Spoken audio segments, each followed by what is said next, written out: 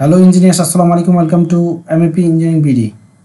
Friends, আজকে আমরা যে টপিকটা নিয়ে কথা বলবো সেটা হচ্ছে হাইড্রোনিউমেটিক ওয়াটার সাপ্লাই সিস্টেম ডায়াগ্রাম অর্থাৎ সিঙ্গেল লাইন ডায়াগ্রাম। এই সিঙ্গেল লাইন ডায়াগ্রামের মাধ্যমে আজকে আমরা দেখব কিভাবে একটা প্রেশার বুস্টার পাম্প সিস্টেম অথবা হাইড্রোনিউমেটিক ওয়াটার সাপ্লাই সিস্টেম কিভাবে কাজ করে এবং কি কি ইকুইপমেন্ট ইউজ করা হয় হাইড্রোনিউমেটিক ওয়াটার পাম্প সিস্টেমে, এবং এর অপারেশন লজিকটা কিভাবে এবং এর কন্ট্রোলিংটা কিভাবে হয় বা মনিটরিংটা কিভাবে হয়। তো আজকে আমাদের এই সিঙ্গেল লাইন ডায়াগ্রামে আমরা যে দুইটা পাম্প কনসিডার করেছি সেই দুইটা পাম্প হচ্ছে বুস্টার পাম্প। এই বুস্টার পাম্প দুটা মূলত হচ্ছে সেন্ট্রিফিউগাল ভার্টিক্যাল মাল্টিস্টেজ পাম্প। তো আমাদের এই সিঙ্গেল লাইন ডায়াগ্রামে আমরা হচ্ছে ফ্রেন্ড দুইটা পাম্প দেখিয়েছি। তো নর্মালি এখানে টু পাম্প সিস্টেমটা ধরা হচ্ছে। টু পাম্প সিস্টেমের মধ্যে একটি হচ্ছে ডিউটি পাম্প এবং আরেকটি হচ্ছে স্ট্যান্ড বাই পাম্প। তো এই ডিউটি পাম্প হচ্ছে সে সবসময় ডিউটিতে থাকবে, অর্থাৎ আমার বিল্ডিংয়ের ভেতরে যদি কোনো ধরনের রিকোয়ারমেন্ট হয় সাথে সাথে সে হচ্ছে স্টার্ট হবে এবং হচ্ছে আমার এই ডিমান্ডটা সে ফুলফিল করবে। যদি কোনো কারণে স্ট্যান্ড বাই ডিউটি পাম্পটা আমাকে ফেল করে তখন আমার হচ্ছে এই স্ট্যান্ড বাই পাম্পটা আমার কাজ করবে, অথবা সে যদি মেনটেন্যান্সে যায় সেক্ষেত্রে হচ্ছে আমার এই স্ট্যান্ড বাই পাম্পটা কাজ করবে। তো ফ্রেন্ডস, যে কোনো একটা পাম্প সিস্টেমে আমরা জানি যে দুটো পার্ট থাকে। একটা পার্ট হচ্ছে সাকশন পার্ট আর এই পার্টটা হচ্ছে ডেলিভারি পার্ট। তো সাকশন পার্টের কাজ হচ্ছে কি, যে আমার স্টোরেজ ট্যাঙ্ক থেকে বা রিজার্ভার থেকে আমার হচ্ছে ওয়াটারটাকে প্রথমে সে ইম্পেলারে নিবে এবং পাম্পে নিবে এবং সেই ইম্পেলারে সেন্ট্রিফিউগাল ফোর্সের মাধ্যমে সে হচ্ছে পাইপলাইন আমার বা সিস্টেমে সে হচ্ছে ডেলিভারি করবে। তো এই জন্য আমাদের দুইটা পার্ট, আগে আমরা প্রথমে এই দুইটা পার্ট নিয়ে কথা বলবো। তো সাকশন পার্টটা নিয়ে যদি আমি কথা বলি, সাকশন পার্টের কাজ হচ্ছে কি, আমার ওয়াটার রিজার্ভার থেকে হচ্ছে সে একটা লাইনের মাধ্যমে আমাকে ওয়াটারটা হচ্ছে পাম্প পর্যন্ত নিবে, পাম্পের সাকশন পর্যন্ত নিবে। তো প্রথমে আমরা দেখতে পাচ্ছি এখানে একটা বল বাল্ব দেখানো হচ্ছে। এই বল বাল্বের কাজ হচ্ছে যে এটা সবসময় অন থাকবে সাকশনে, এবং কখনো যদি আমরা এই সাইটটাকে যদি মেনটেনেন্স করতে চাই অথবা কোনো কাজ করতে চাই সেক্ষেত্রে কি হবে, এই ভাল্বটা হচ্ছে বন্ধ করে তারপর হচ্ছে আমরা এই পার্টটাতে কাজ করবে। আদারওয়াইজ এই ভাল্বটা যদি আমরা ইউজ না করি তাহলে কিন্তু এই সিস্টেমগুলো আমরা যখন কাজ করব তখন কিন্তু এই পানি আমরা রাখতে পারবো না স্টপ করে। সেই জন্য আমাদের এখানে একটা বল বাল্ব ইউজ করা হয়ে থাকে। দেন এখানে আমি ইউজ করেছি যে স্ট্রেনার কাজ কি ফ্রেন্ডস, এই ওয়াটার রিজার্ভারে যদি কোনো ময়লা থাকে এবং সে ময়লা যদি পাইপলাইন দিয়ে আসে, প্রথমে প্রাইমারিভাবে সে হচ্ছে ওয়েস্টার্নটা কী করবে, একটা ফিল্টার করে ময়লাগুলোকে ছেঁকে রেখে দিবে এবং এই ভালো ওয়াটারটাকে এই আমার পাম্পে পাঠাবে। কারণ এই পাম্পটাকে এই স্ট্রেনার যদি না থাকে তাহলে এই ময়লাগুলো আমার এই পাম্পে গিয়ে হচ্ছে ইম্পেলারকে ক্ষতি করবে। তারপরে এখানে দেখা যাচ্ছে একটা ফ্লেক্সিবল জয়েন্ট বা রাবার এক্সপানশন জয়েন্ট।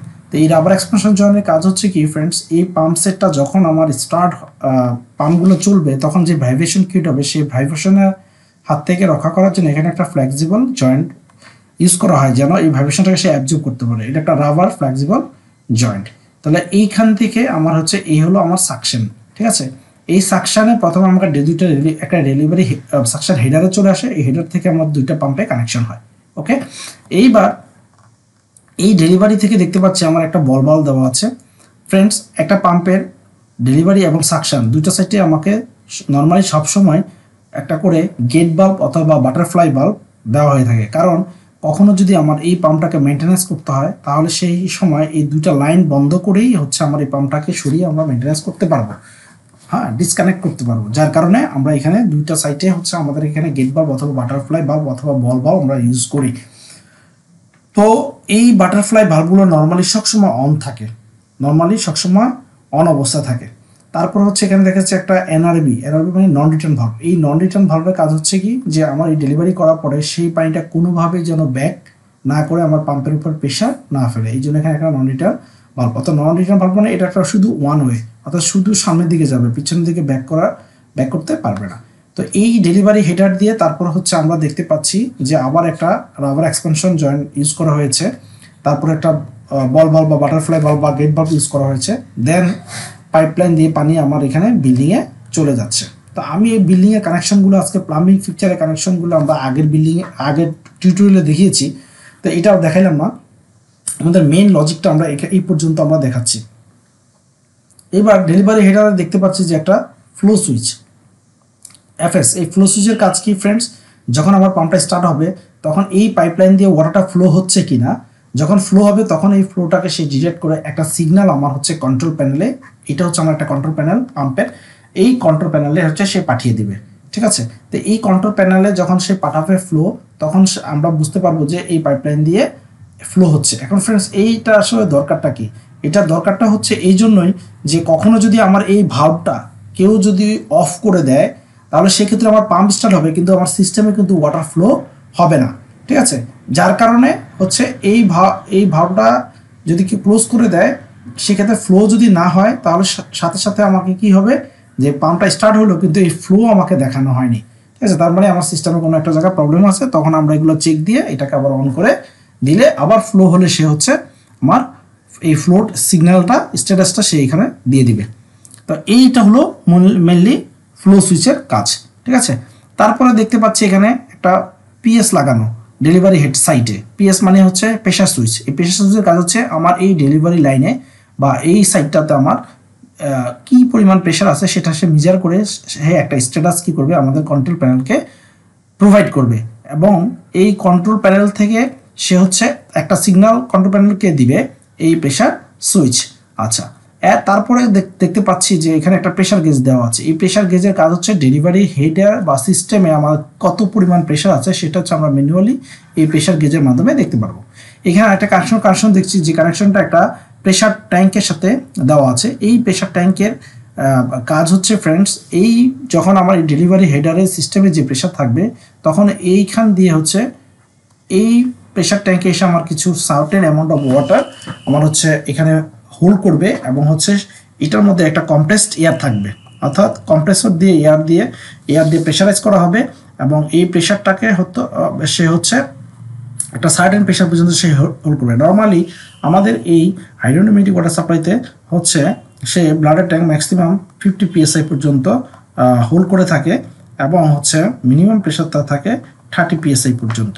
ঠিক আছে, সিস্টেমে, অর্থাৎ এটা তার মানে বুঝতে পারলাম যে প্রেশার ট্যাঙ্কের কাজ হচ্ছে আমার একটা সার্টেন অ্যামাউন্ট অফ প্রেশার সে হচ্ছে ওয়াটারকে সে হচ্ছে প্রেশারাইজ করে এখানে হোল্ড করে রাখে। এখন এটা কেন রাখা হয়, এটার মেইন কাজ হচ্ছে আমার এই পাম্পটাকে যেন সিস্টেমে যদি কোনো একটা ছোট ডিমান্ড অথবা একটা ফ্লোরে অথবা একটা ওয়াশরুমে যদি কখনো আমার হচ্ছে প্লাম্বিং ফিচারগুলো জন্য যদি আমার ডিমান্ড থাকে তাহলে সেই ডিমান্ডের কারণে আমার বারবার যেন এই পাম্পটা স্টার্ট না হতে হয়।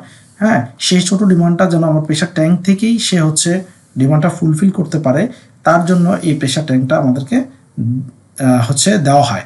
তো কিভাবে হয়, সে ফ্রেন্ডস এখানে হচ্ছে আমার একটা প্লাম্বিং ফিচার হচ্ছে আমি ওয়াটার ক্লোজে ফ্ল্যাশিং করলাম। তো ফ্ল্যাশিং যখন আমি করব তখন হচ্ছে আমার এখান থেকে একটা ওয়াটার ডিমান্ড থাকবে। তো এই ওয়াটার ডিমান্ডটা আমার হচ্ছে ফুলফিল করবে এই প্রেশার ট্যাঙ্ক।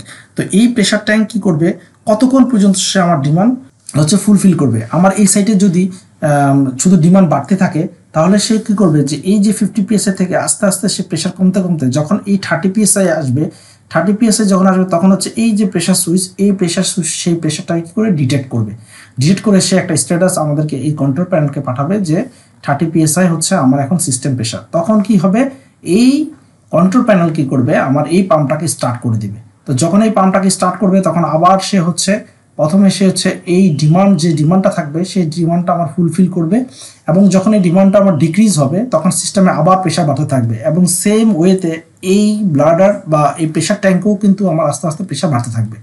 এখন বাড়তে বাড়তে যখন 50 PSI-তে আসবে তখন এই প্রেশার সুইচ আবার সেই 50 PSI-টাকে আমাকে ডিটেক্ট করে সেই কন্ট্রোল প্যানেলকে একটা স্ট্যাটাস দিবে, এবং এই কন্ট্রোল প্যানেলটা কি করবে আবার পাম্পটাকে অফ করে দেবে। তাহলে এই সাইকেলটা আমার কন্টিনিউয়াস ঘুরতে থাকবে।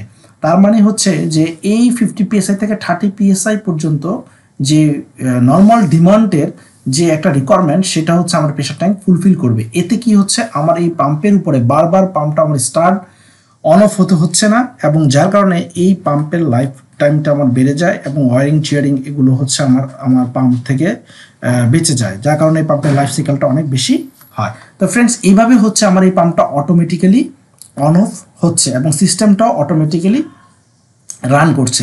এখন ফ্রেন্ডস এই যে স্টার্ট হচ্ছে, অন হচ্ছে, অফ হচ্ছে, এই জিনিসগুলো যদি আমরা বিএমএস সিস্টেমের সাথে যদি আমরা বিএমএস সিস্টেমে যদি এগুলো মনিটরিং করতে চাই, সেন্ট্রাল মনিটরিং করতে চাই, তাহলে সেক্ষেত্রে হবে আমার এই কন্ট্রোল প্যানেলে রিলের মাধ্যমে হচ্ছে একটা কানেকশন হচ্ছে আমরা দিয়ে দিব হচ্ছে কন্ট্রোল কেবলের মাধ্যমে বিএমএস এর সাথে, এবং এই বিএমএস থেকে তখন হচ্ছে আমাদের নর্মালি পাম্পটা যে স্টার্ট এবং অফ হওয়ার যে স্ট্যাটাস, এবং হচ্ছে যে কোনোভাবে যদি আমার এই প্যানেলটা ট্রিপ করে যায় তাহলে, এবং হচ্ছে এখানে ফ্লোর এই যে ফ্লোটা হচ্ছে সেই ফ্লোর যে সিগন্যালটা সেটাও আমরা এই বিএমএস সিস্টেমের মাধ্যমে দেখতে পারবো।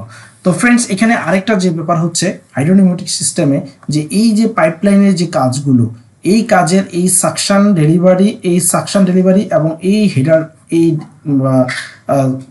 সাকশন হেডার এবং হচ্ছে এই ডেলিভারি হেডার, এই পর্যন্ত এই পোর্শনটা হচ্ছে অ্যাকচুয়ালি আমাদের হচ্ছে ম্যানুফ্যাকচার একদম অ্যাসেম্বলি করা থাকে, ঠিক আছে, ওনারা ফ্যাক্টরি থেকে অ্যাসেম্বলি করে দেয়, আমরা জাস্ট আমাদের সাইটে এনে জাস্ট এই ফ্লেক্সিবল জয়েন্ট থেকে আমরা হচ্ছে কানেকশন দিয়ে থাকি।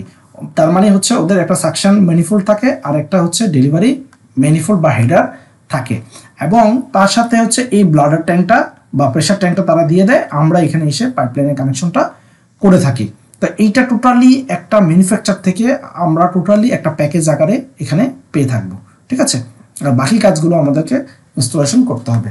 তো ফ্রেন্ডস, এই ছিল আজকে আমাদের হচ্ছে হাইড্রোনিউমেটিক ওয়াটার সাপ্লাই সিস্টেমের সিঙ্গেল লাইন ডায়াগ্রাম।